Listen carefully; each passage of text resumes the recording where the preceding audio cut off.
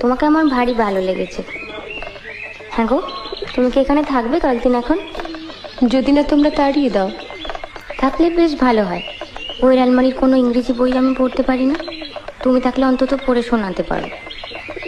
আচ্ছা, এই যে বললে বিহারীবাবুর সঙ্গে তোমার বিয়ের কথা হয়েছিল, হ্যাঁ। সেটা হয়নি বলে তোমার কোনো আফসোস হয়নি?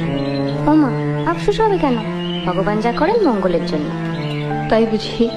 এই যে বছর না ঘুরতেই বিধবা হলাম, সেটাও মঙ্গলের জন্য? সত্যি। কেন যে অত ইংরেজি পড়তে গেলে তুমি? আবার ভাবো, তাহলে তো তুমি বরের কাছেই অন্য জায়গায় থাকতে, এখানে আসতেও না, আমাদের দেখাও হতো না। বা আমি এখানে থাকতাম, তুমি অন্য জায়গায় থাকতে। বা তা কেমন করে হবে? তোমার শাশুড়ি তোমার বরের সঙ্গে প্রথমে আমার সম্বন্ধ করেছিলেন, জানো? তাই বুঝি? তা হলো না কেন? ওই যে বললি, ঈশ্বর যা করেন মঙ্গলের জন্য। ভেবেছিলাম বলবো চলো আমরা সই পাতাই, এখন দেখছি সতীর পাতাতে হবে।